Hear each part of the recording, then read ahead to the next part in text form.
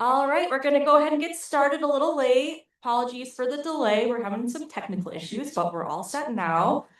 Thank you so much for coming out today to our mashup at the PSI. My name is Kathleen Daniela. I'm Director of Innovation Partnerships for the Plant Sciences Initiative. So I support industry partnerships, and I also support entrepreneurs here at the PSI to help them commercialize their technologies and get them into the hands of farmers.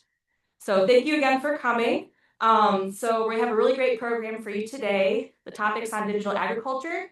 Our spotlight company of focus is Envu, and let me tell you a little bit more about how we arrange the mashups. First of all, I'm really curious. Raise your hand if you are from academia.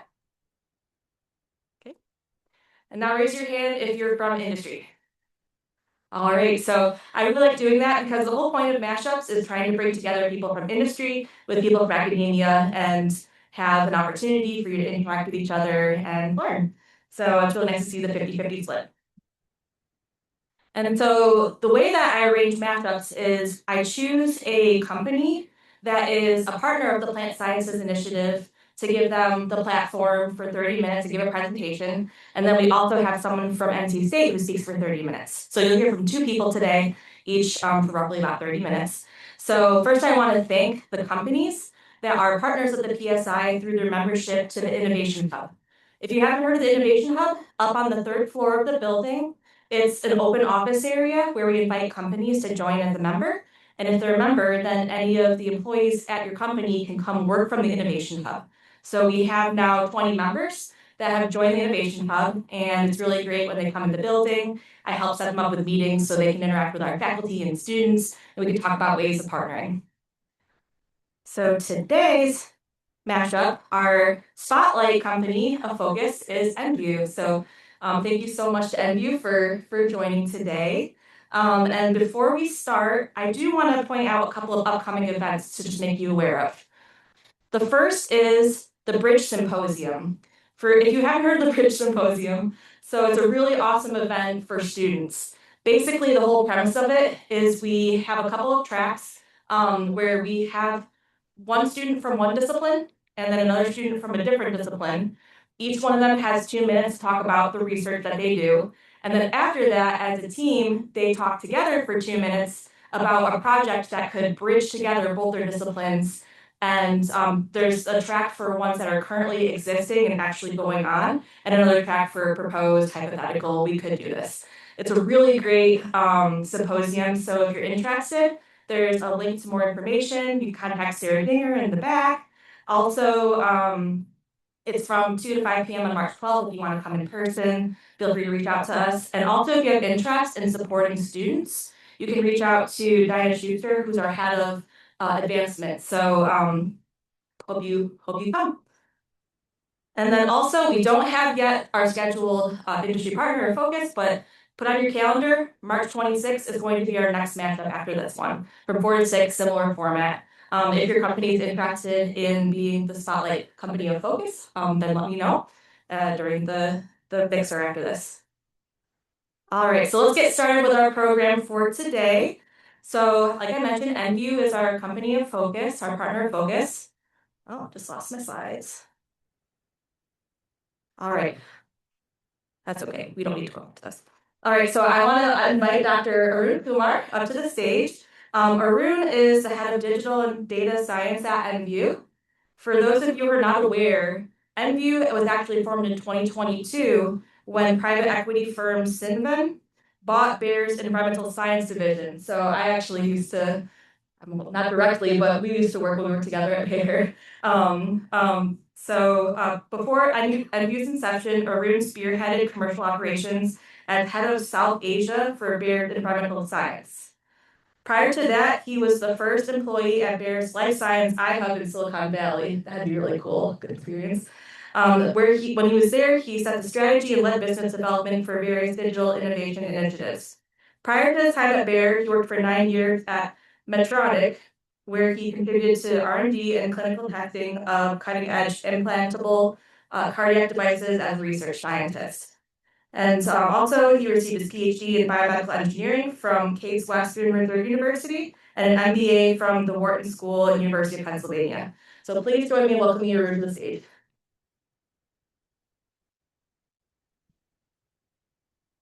Thank you. Good afternoon, everyone, and great to see you all. Appreciate you all being over here for this mashup. It's a pleasure to engage in this discussion here. I have a few slides that will also talk about Envu, introduce Envu to you, and what we do, and then also see how we are actually leveraging the power of digital in some of our offerings in the company. I think Kathleen gave you a brief overview of how Envu was formed, and I'll go into a little bit more detail. The talk is about digital agriculture. Envu is in a space that is somewhat adjacent to agriculture. And by adjacent, we look at things in an industry called environmental science. Environmental science uses many of the same active ingredients that are relevant for crop science and agriculture, but the applications are very different. They are in many different spaces, as you'll see. The go-to-market methodologies are also very different. So our customers are also very different from crop. They are not the farmers or the growers. And the dose rates for the weights made, the weights research made and dosed are also very different. So I think all of this requires what we thought when Envu was formed and what our investors thought when Envu was formed requires a dedicated focus. And that's been a very powerful approach for us over the last 3 years of our inception since as we broke away from the mothership, as we call it. Today, we operate in 8 areas of focus over here, and broadly, I've divided them into 4 business segments. The first one is professional pest management. Professional pest management is the use of, if you think about cockroaches, if you think about rodents, rats, how do you keep those away, right? And that's the industry that represents. In commercial kitchens, in places where we live, work, and play, at homes, in malls, and so forth. We don't want those in our food. We also actually work very closely with grain protection. So stored grain, for instance, that's another big area. So it's quite important to protect those from stored grain insects to prevent food loss. That's a big part of that industry as well. Then we come to vegetation management, which includes range and pasture, forestry, and industrial vegetation management. And this segment talks about or covers railways, roadways. How do you keep those places free of weeds? Because if you have weeds growing over there, where you might lead to, those might lead to accidents. So we want to prevent those. If you think about power plants, you don't want those weeds growing up to the power lines, or because it might cause a fire risk. Those are issues that we prevent through the use of herbicides that are formulated for this industry. Forestry, for instance, is also about plantations, timber plantations. How do we keep those safe until the trees have sufficient cover and can naturally root out all the weeds that grow? So those types of applications are in the vegetation management business. Mosquito management is another area where, if you think about how do you protect against malaria, dengue, vector-borne diseases, those are areas of where we use larvicides, insecticides to kill mosquitoes, both disease-spreading mosquitoes as well as nuisance mosquitoes. And that's a nice public health area of focus for us there. And the final one is about turf and ornamental. So if you think about lawns at your home or landscapes in resorts, ornamental plants that go through nurseries, all of those we provide the solutions to maintain those and keep those free of the pests as well as diseases. So there's a whole bunch of variety of products that we have, fungicides, herbicides, and insecticides to protect against those. Broadly, it's about all the places that we live, work, and play, and the spaces that society as well as nature share that we cover. We have over 50 years of leadership in this, of history and leadership in this space. We built on a legacy of Bayer and prior companies that we were part of. If you go through the history, you've got Ron Blanc, you've got Aventis, Hearst, Aventis, and Bayer, which we are now in our maybe fourth, fifth generation of ownership, I'd say, and the industry has grown significantly. It has changed significantly over this time. So we were part of that legacy until 2022, at which point we launched into being an independent company owned by a private equity firm. Cinnamon, our major shareholder today, has been a very strong partner for us as we've grown through the last 3 years, setting ourselves up as an independent company. From soup to nuts, right? How do you take something that was integrated heavily into a large corporation and then set up everything from R&D, supply chain, and sales and marketing distribution to that is completely different from what it was before. We celebrated our 3-year anniversary last October, and of course, it's a new area, new way beyond for us. Over the last 3 years, we've invested significantly in R&D. That is a cornerstone. Innovation is a cornerstone of everything that we look to for growth. Even locally, in the RTP area, we have 3 facilities. Our headquarters is in Cary. We have a big design, research, and experience center at Clayton. That's over 270 acres of land over there, which covers all of our segments. Do a lot of R&D there, field work, and we also set up in Marsville formulation technology lab, and we opened that 2 years ago in RTP. So overall, a very strong commitment to growth, as also is evidenced by numbers on the slide, where we put almost 6% of our top line into innovation and driving new products. Broadly, our innovation teams are about 20% of the company. So when you think about it, that's 1 in every 5 employees is working on something that works, that is looking to develop new products or to maintain the products that we have on the market. We have the largest portfolio of products in the industry across all of these segments that I spoke about. Our teams are from solution development, which is the team that looks at trials, clinical trials, looking at field trials, trying to see how to take those and make sure that they work for the disease or the pest at hand. And then our formulation technology team sees how best we can use techniques to make sure that those we create products that can be stable in everyday use for those applications. The regulatory team supports us in taking them through the regulatory process and to the market. And all of this, of course, is managed by the process from start to finish concept to commercialization is held together by the program management team. I always look at digital and data science. This is a pillar of focus for us that we started over the last 2 years. We've started to invest significantly in this area.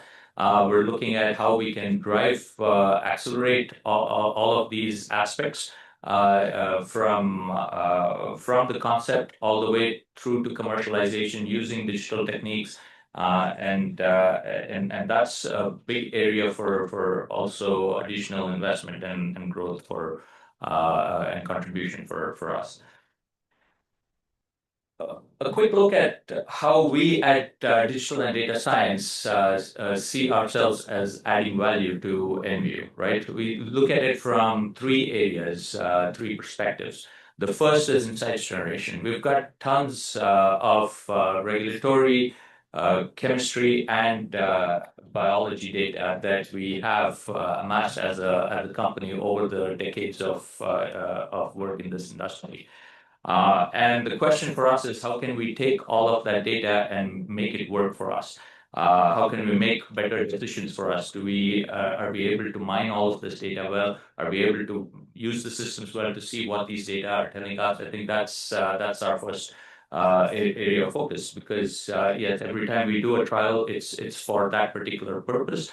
What can we do to leverage what we already know about certain products or that tell us certain trials will work and our targets are worthwhile exploring? How do we make these trials or the time to market shorter by leveraging past experience that we have with the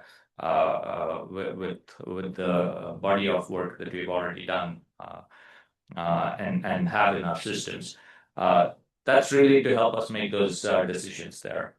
New digital solutions, and I'll give you a couple of case studies on this. How do we actually take the science that we have and make sure that we build on those to have a measurable customer impact? And that's working very closely with our marketing teams, our commercial teams to see, and our customers, of course, to see how we can develop the right solutions that work for them. And finally, it's about also how do we leverage technology, especially new technologies like AI. How do you leverage those to enhance productivity, right? How can you search faster? How can you do things better with AI? Those are some of the areas in optimizing our processes using AI. Those are some of the areas that we're looking at. I'll switch very quickly into into two case studies in our vegetation management business that gives you an idea of how we have taken the science and leverage technology to get to something that really adds value for our customers. The first one is on our smart weeding system. So this is a system that is currently operational in 6 countries across the world. And we basically have, the problem, let's start with that. The problem is that when you look at railways, you have very long stretches of rail. And if you have weeds growing along these rail lines, then they pose a hazard to the trains that run on them. Either it's a hazard because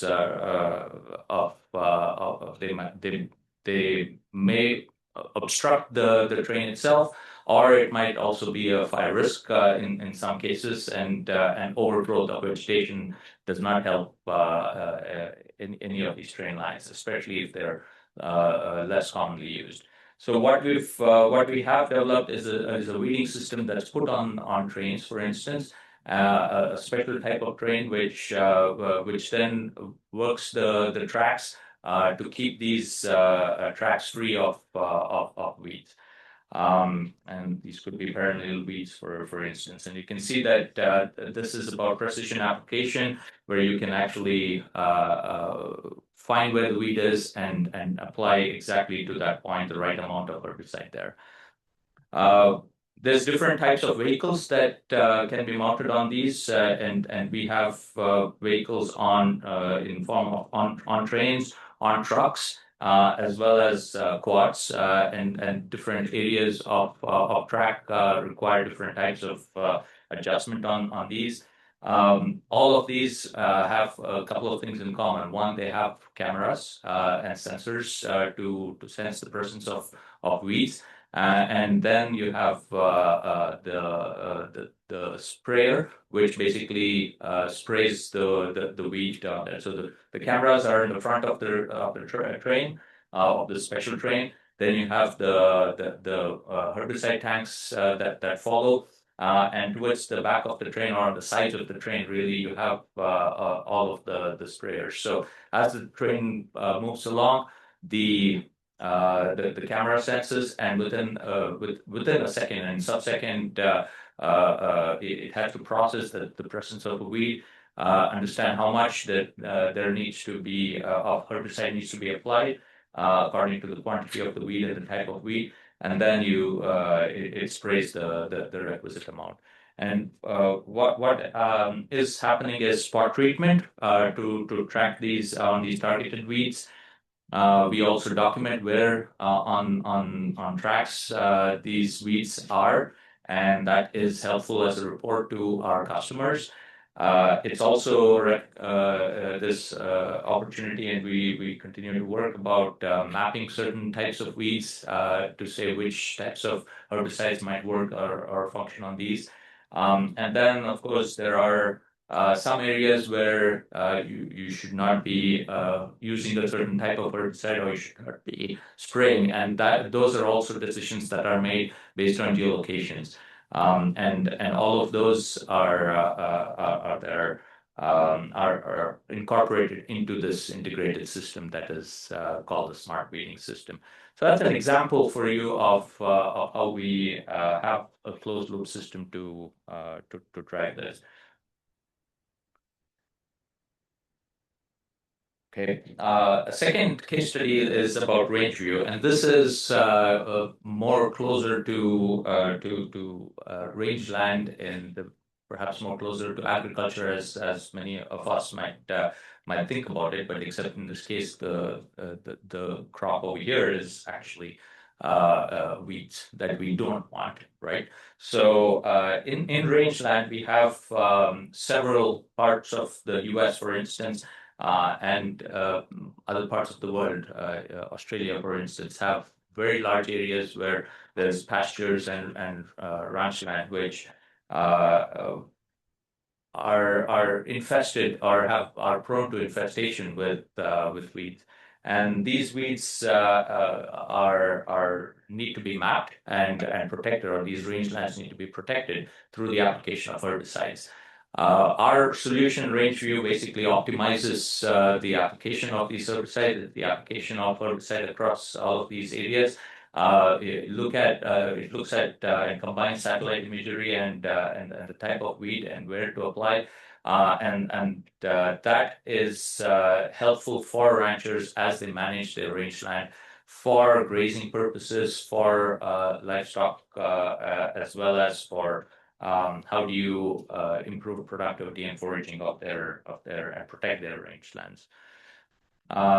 Think about this, places in Western U.S., of course, Montana as an example, but Wyoming, all of central U.S., for instance, you can see over here in this map are areas where our range and pasture businesses are active. And the issue is that when you see a large rangeland, it can get invaded by the native grasses, and native vegetation can be invaded by honey mesquite or cheatgrass or any number of other invasive species. And what happens is once these start to take hold, they spread very, very quickly. And if you think about cheatgrass, for instance, this is natural vegetation with very little cheatgrass. When you start to see more cheatgrass, you see how the vegetation changes until you see barren land almost, or just land like this, which is overflown or covered completely by cheatgrass. What's the implication of this, right? I mean, cheatgrass makes the land so by nature they have much shallower roots, so they are very prone also to they take up all the vegetation over there, they take up all the nutrients in the soil. They're prone to wildfires. They're not as resistant. So you see increased wildfire risk. There's a consistent biodiversity loss with these taking over. The carbon that's stored in the soil is then released into the atmosphere, and that's we have publications attesting to this that talk about how soil carbon can be protected or increased or maintained by the use of our herbicides and our platform. And then, of course, when you think about cattle that our ranchers have on their rangelands, they their health and their is also reduced because they're now foraging on lesser quality native vegetation. So what we have developed is a platform called RangeView, which is which has several facets, right? First is the focus is on rangeland restoration.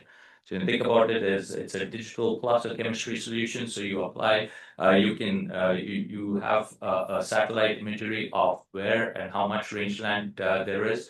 There is application of use of the satellite to identify what type of species of invasive grasses you have, and also then you know how much of herbicide to apply to these areas. And this is all done automatically through a solution called RangeView that we have developed.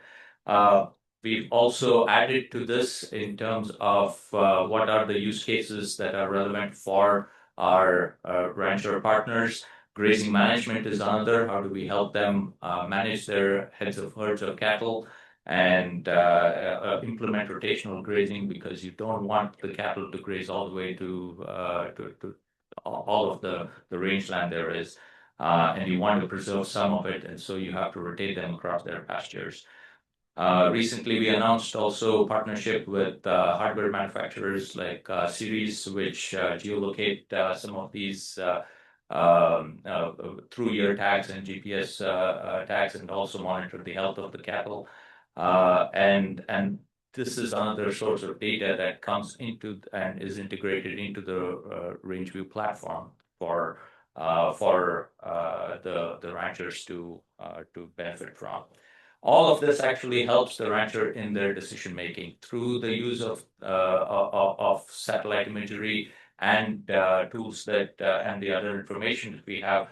We provide a dashboard, several types of dashboards and reports to the ranchers to for them to make decisions on where and how they need to be managing their rangeland there. And of course, another area of focus for us is soil carbon emissions. How do we prevent those? How do we use carbon insetting credits, kicks, for instance, and help certain parts of the beef value chain utilize these kicks through the application of our herbicides, which will keep these rangelands free of cheat grass and thereby prevent carbon emissions through and protect these rangelands. It also offers a nice potentially could offer a revenue stream for our ranch customers there. That is another view of how we actually use technology to surround what our science-based offerings are and our herbicides to actually make a valuable product offering to our customers there. So I think in summary, I'd like to just leave us with these three takeaways in terms of how we've approached digital in everything that we do. First one is to say that digital really enables us to take a broad application and make that much more precise, right? I think that's a big value driver for us. What's enabled this is sensors, the use of AI, the use of the scientific advances in these fields. A second one is in the past, people used to make decisions based on experience, what they knew. Today, we can make those based on heavy data because of all of the offerings and the technology that we have. That closed loop effect and that action and the proof point that we can prove with data really is valuable for all of the customers that we have spoken with, because it helps them manage their whether it's the rangeland or for the tracks, for instance, helps them manage those better. And finally, it's about how do you make this as an integrated system rather than individual pieces that are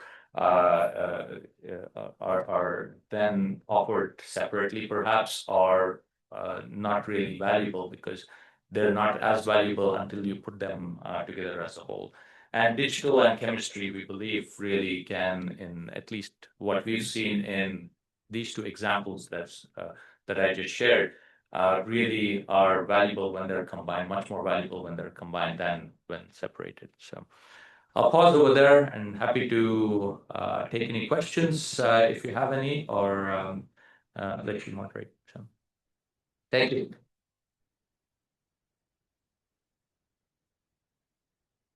We have time for 1 or 2 questions, and if you could just speak loudly. Yes. I have a question on mapping out the weeds. When you're applying the herbicides, do you have a pre-existing map where the weeds are going to grow, or because driving every day to look at the weeds and screen them, it's too much? For sure. Yeah. I think that used to be the practice where, and you can imagine whether it's the train tracks or rangeland, the efficiency that digital tools actually bring to the process, right? In the past, if there was a section of track, for instance, that needed to be mapped, there would probably be people who very manually who would go through certain types of vehicles on tracks, and they would do or be able to treat only certain sections per day. Now with a train like this, which does this automatically, of course, it's still operator driven, but the train can move at much faster speed than any of these manual trucks can go. So that increases the coverage, for instance. With rangeland, it's about satellite imagery. So we have daily maps from satellites that are existing, and we collect this from Planet Labs. We collect these satellite maps, and they are then fed into a system that looks at the NDVI, various indices to help us map the different metrics that tell us what type of rangeland coverage we're talking about, what type of weed infestation there is. There are models that have been built for different types of infestation, grasses, invasive species, and these help us decide what type of or how much of what herbicide to spray. Yeah. So forestry is a really big area of research at NC State, and it's a big industry in North Carolina as well. What is Envu's innovations in that area look like so far? Yeah. Well, I think we actually are looking at digital solutions, of course, for forestry. We're also looking at what types of chemistry, for instance, has been the biggest area of focus in forestry. We've had a number of projects, but most of our business on forestry is focused in Brazil, for instance, and Indonesia, where we have the products and that are relevant to those markets. In the US, I don't know if Dave wants to comment, but we can tell. Well, I don't know exactly what types of we don't have any digital innovation yet on forestry. A lot of it is about trying to find the right type of herbicide solution for our customers. We're going to have to move on, but you'll have time to talk to Arun during the mix we're going to have after our next talk. So let's thank Arun one more time. Yeah.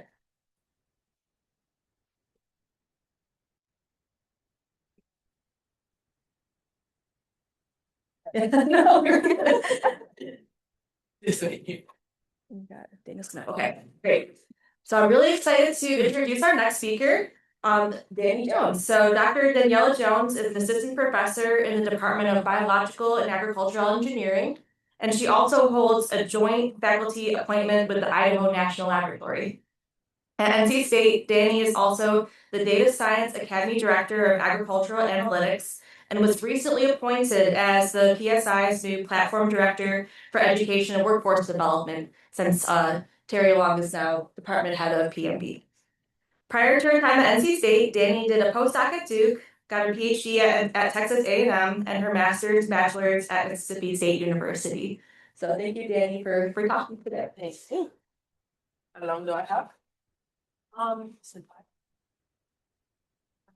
But okay, we can always just cut it. Okay. Well, it's always hard to be standing between the food and you guys, or me and the food and the drinks, right? Drinks.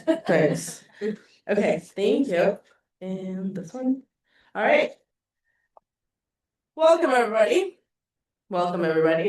How's everybody doing today? Good? Yes. All right. Like I said, I am between you and the food and drinks. So I will try to make this as dynamic as possible. My name is Dani Jones. I go by Dani. And it's great to see so many friendly faces around and so many new faces as well. I'll talk a little bit about what are the different projects that we're doing here at NC State for using data for decisions in agriculture. Kathleen already mentioned my background, industrial engineering and biological and agricultural engineering. I was also briefly a postdoc at Duke, and I'm also appointed at Idaho National Lab. Okay, raise your hand if you lived or were born in a farm. Okay, you guys don't see this, but it's about it's like 40%. But then again, we're not a group of common people. We are in the plant science listening to a talk on agriculture. If I were to ask this 100 years ago, there would be 2 out of 3 people that would have raised their hands. But today, the whole picture has changed because of once the mechanization of agriculture happened, a lot more ice that used to be in the field left the field to go into urban areas and transition out of the fields, and then no longer we had the actual human intelligence to figure out whether our plants are ready to harvest or our plants should get a treatment by Envu or not. But what happened there? Even though we moved outside of the agriculture, outside of the fields, but we continue to grow our populations, and every human needs to eat. So we continue to have this food insecurity and food problem. We gotta continue producing. So we became really good at making high production. But then again, we are in a new shift. Now that we have a changing climate, now that we have so many people in our world, we are shifting into bringing the eyeballs that used to be from humans back into the field, but now these are artificial eyeballs. That comes in the sense of drones or sensors in the field, sensors in the plants, and so forth. So we're experiencing a new shift in agriculture, again, with AI. In fact, it's funny that John Deere did envision this back in 2012. They envisioned that the farmer could potentially work on their farm from the comfort of their house. We're not there yet, but we're not far either, especially with the boom of AI. AI being so accessible to the tip of our fingers now, we are getting closer and closer to this. Of course, there's multiple challenges to this. One of the staple products that they have is the CN spray, as everybody knows, similar to what Arun was talking about earlier, where the artificial eyes see a weed and then they spray it if they see a weed and so forth. Okay, So we're doing something similar at NC State. There's a project called Sweet Apps. Raise your hand if you've heard of it. I like that. That's again 40%. I like it. We like to call that project the Sweet Potato Beauty Pageant. It is all about finding the prettiest sweet potato, but not really. It's about growing the prettiest sweet potato so that we can improve the profits for our growers. This is a huge team that works together from different disciplines. This is just a subset of the team, and it joins together engineering, basic science, and the different stakeholders, because we cannot create a tool when we don't have the stakeholders in the room to be able to understand what their problems are, so that we can attempt to help them with that problem. All right, raise your hand if you're guilty of this. You go to the grocery store and then you look at the produce section and you only pick the prettiest sweet potatoes to take home. Yes, most of you guys, yes, we're all guilty of this. This is what we're trained for. This is what the market wants. They want the most symmetrical, no damages, no visual damages, and it doesn't matter that it's the same exact nutritional value as one that has a non-symmetrical shape. But this is what we do. So that's what they try to put in the supermarket, so that you can have that decision right away. But this is not really what we see in the field. In this one is actually pretty good, but they come in all shapes and sizes. And what happens to this is this becomes waste in the field. So imagine all the hard work that the grower has put since planting, with all the different applications and all the different logistics, so that they can grow the sweet potatoes, then try to harvest, and then they see this. It is a sunk cost, because they can not really pick those sweet potatoes up, because they don't have a market. So they leave those in the ground. Sometimes they still pick up those ugly sweet potatoes and they go into the pipeline, so they incur an additional cost, but yet they continue to be a waste. So there's an additional sunk cost. I found this sweet one. You can name it. It's a bunny, or it's a turkey if you turn it around, or pie, the letter pie, the number pie. I'm not sure. But it depends on their shapes and sizes, how much profit they can make. The most profit that they can make, the farmers, is at the produce section. But but that's not what all they get, right? If they have too big of a sweet potato, it's say too long in the ground, hence they could potentially sell it to the animal food, or for baby food and so forth. They have different markets that they could, but there's always waste in the pipeline. Just to walk you through, if you haven't been through sweet potato life before, as soon as they're ready to harvest, this is the first time that the farmers actually get to see what they have been working on for so long, about 90 to 120 days. Believe it or not, this is fast forward, but they're really fast still. Believe it or not, they are hand harvested in the state of North Carolina. Given that the skin of the Covington cultivar, which is the most popular here and the most popular sweet potato eaten in the US, has a sensitive skin. So hence we don't have a mechanization effort to be able to do this. So hence we hand harvest right now. So after a full truck after a truck is full, then it goes to the packing line. And this is the first time there's some sort of inventory record that we get. Literally, a person goes up to the top of the truck and says, medium sizes, one classification for the whole truck. When we know it's going to be a various different shapes and sizes in the truck. Thank you.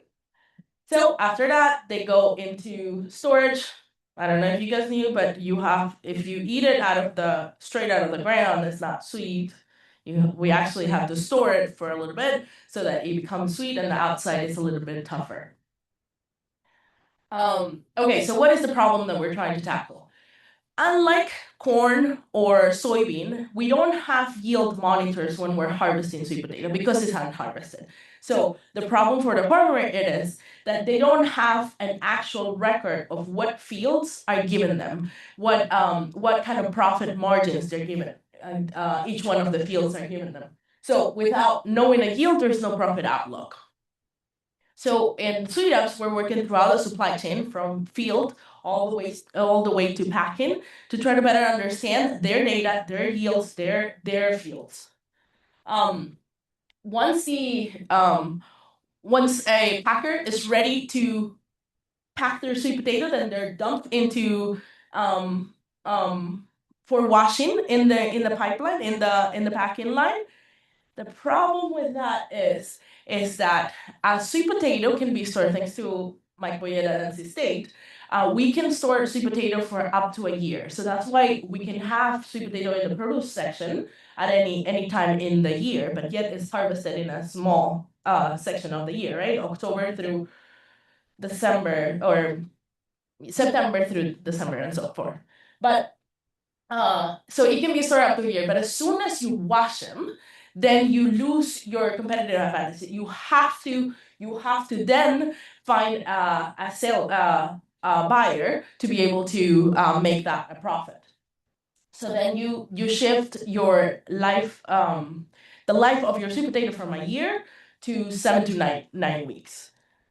So this is the first time after it's washed, then it's on the conveyor belt. This is the first time that sweet potatoes are seen by the farmer in the sense of all of the sweet potatoes that went into the truck. So we have put ice on the conveyor belts to try to better understand what are the different shapes and sizes. Remember, all we knew about that truck, that truck full of bins, was that it was either medium or small or grade A. But now, using AI, using computer vision, we can better estimate and classify how many of mediums, how many of smalls, how many of the most profitable sweet potatoes do we actually have from that field. Now, I was talking about the washing. So think about the time, raise your hand if you've ever moved out of your apartment, house. Yeah? Okay. So, question. Imagine that you were packing and you were saying, okay, eventually there's a table that you actually can't bring it to your other location, so you want to sell it. Would you get a better price if you sell it today because you got to move tomorrow, or a month before because you have a whole month that you're waiting for? A or B? The most time or the least time? Which one gets the better price?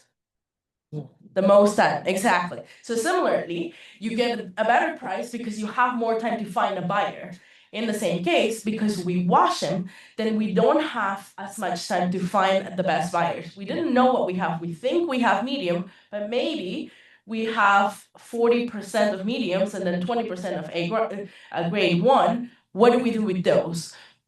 So we're trying to figure out their profits earlier in the supply chain. So we put other eyes earlier in the supply chain before washing as well, as soon as they come from the field and into the storage facility. So now we get a top view of the different sweet potatoes that are loaded on that truck. And then we get a better estimate and proportions of the actual profit that classification, and then hence profit that the farmer will have from that field. But this is a project that includes a huge team. We're talking about data that is siloed, similar to what Arun was talking about. This data is siloed. They probably have some data in the John Deere Operations Center, but they also have data at the packing line where they're filling in the orders. So we are making a graph of the different data sources that they have so that we can connect it, integrate it, and then make better decisions throughout the supply chain. Similarly, now that we have some information about their fields, we can pair it up with what happened at the field throughout the growing season and the environmental factors that happen and all of the different applications that they got, so that we can make better estimates for what yields could they have in the future, knowing their different yields. And now that we have integrated data, we have also created a dashboard where they can better make decisions for which bin to get, so that we can fulfill their orders as they come in. For example, and during Thanksgiving, we get a lot of more requests for sweet potatoes for the produce section. Hence, they can pick exactly the bins or the fields that gave them the most grade A sweet potatoes, and then they can make more profit, because again, it's all about the proportions that there is in that bin. And because we all like to chat our way to questions, yes, we're also, now that we have an infrastructure, we can convert that into an LLM so that a user can chat their questions away into this database. Challenges with working with industry, many. Data use agreement, we acknowledge that data and privacy is a big issue. So we had to continuously talk to them to explain what were our strategies for protecting their data and how we weren't gonna share it with others, even when we make the model and so forth. So that took a lot of time. We also understand that this is a business, and every minute, every second counts. So we try to facilitate the work so that we don't disturb the workflow while gathering this data, which is why we identified having an additional camera in their existing conveyor belt was feasible without disrupting anything and continue getting data, similar to the truck coming into the facility. Cloud storage, imagine how many sweet potato images we have. And internet speed, not every facility will have the internet that is necessary for AI systems. And then we were already at some point with our models and our dashboard, and then we realized that the computer that we had to set up to was a Windows XP. I don't know if that makes a reaction to anybody, but it was bad. It was bad. Thankfully, they already had plans to buy one, so that was luck on us. But anyway, so this is a big team that works together from different disciplines, a team that was born here at the PSI. Briefly, I'll talk about some of the other projects that I'm involved with. Similar to the satellite images, we're also looking at satellite images to figure out what are the farmers doing in terms of tillage practices. We can identify how much leftover crop there is at a specific right before planting. By using satellite images, we also use mathematical models to try to figure out where in the U.S. at different scales, where in the U.S. will we locate a biorefinery given where our waste is. In this case, is winter oil seeds that can be grown in the winter between the different crops so that we don't disturb food production. And then also I work with poop. As you guys know, we do a lot of poultry, a lot of swine production here in North Carolina, so we have a lot of nutrients that could be reused, repurposed as a fertilizer in other states because we have extra phosphorus, extra nitrogen, and so forth. In terms of, for any of these projects, we need a pipeline, a workforce pipeline for students that can help us push these projects because they are the engine really of this project. So we have an agricultural data science certificate where we combine, integrate students that have a statistics background that want to get into agriculture or a horticulture background that want to get into more of a data science world. I like this motto, interdisciplinary workforce development is an option, is the only way we'll solve the challenges ahead. And I really stand by it. And the last project I do want to mention, so far that's what I've been working on. This is a brand new project that we were luckily granted. It's called Reframe and funded by Smith Sciences. What we're doing there is working on the whole pipeline of waste to byproducts. We are looking at where is this waste, the biogenic waste? How do we move it around? What does it have? What characteristics? Conversion, what can we convert it into? Sustainable aviation fuel, byproducts, fertilizer, pesticides, and how does it impact the existing market? So this is the impacts version is a model for economics. Like how do we what are the decisions that farmers make, and how do those decisions affect land use change and so forth. And so what we propose is to capitalize on a lot of the work that academia has been doing already. We have the availability models. I don't know if any of these models resonate with you guys, but our agronomic models for predicting yields. Then we also are gonna leverage a lot of the mixed interlinear programming logistics models of mobilizing waste to different facilities, and then the different characteristics that each one of those feedstock have. And a biosteam is a legacy model as well that analyzes conversion of different biomass into sustainable aviation fuel, fertilizer, and so forth. And FASM is the economic model that we're tackling. So we are partnering with a big group as well, and creating a digital backbone that can host all of these models. We can create lots of simulations of these models, and then create an AI surrogate of each of these models. And they will be available in a website for anyone to use. And the hope is that it will incentivize industry to move into the bioeconomy. And we have a huge component on stakeholder engagement as well, because we, similar to the Sweet Apps project, we understand that we have to have the stakeholder in the room to be able to make this models work and not just sit on somebody's drive.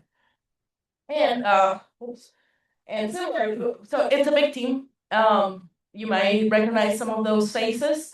And we're excited to be part of it, and we want you. We need to engage with stakeholders. We need to better understand what are the problems, what are the potential for waste to bioproducts here in North Carolina and the U.S. And with that, shameful plug, shameless plug, full plug. It's a plug.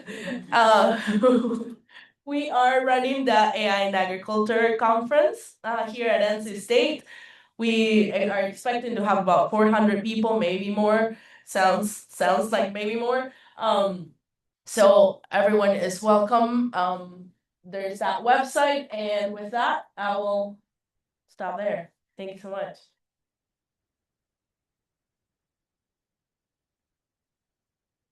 We'll take one question. Yes. I have my hand up. Go ahead. Two-part question, I'm cheating. So you put all these data sets together, right? So I wanted to get your idea on which one of these particular silos were hard to work with and why. The second part of the question is, when you're bringing this much data together, there is always the question of confidence. How it's generated? What's the confidence? How do you account for that? Yeah. So which one was the hardest? All of them, because a lot of the inputs when you put your parameters into, say, John Deere Operations Center, if it's manual, it's gonna be changing throughout the different fields. And even if it's if we didn't do this for this one, but even if it's a yield monitor, it has to be calibrated, and you know we're trying to do different fields, hence different farms. Every farm operates differently. So while we started with a farm that was managing 20,000 acres, then our next stakeholder that we worked with was a consignment facility that operates sweet potatoes from different farmers. So each one then does a different thing. So I couldn't say which one was the easiest. Potentially at the field level might be the hardest, but there's challenges throughout the supply chain. It's not an easy task. I'm sure you're also working on it. And you mentioned, what was the other The question? confidence when you're mixing all of these data sets up and trying to get to relations, there's a lot of cleanup and Yeah. We always want more data. We obviously we use machine learning strategies plus cross-fold validation to try to figure it out to make sure that we're confident when we're splitting and when we're training with. We just use statistics to try to figure out what is the confidence level, and that's what we report in when we're presenting this and the journal articles. Thank you. Thank Dani again and also.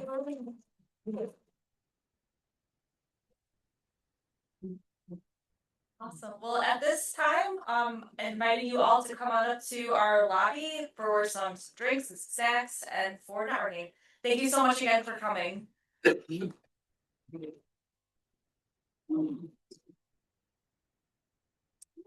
you.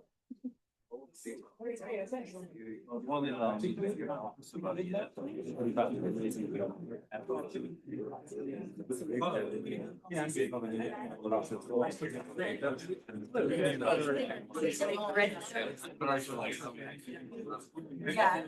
I saw you. I don't think that's.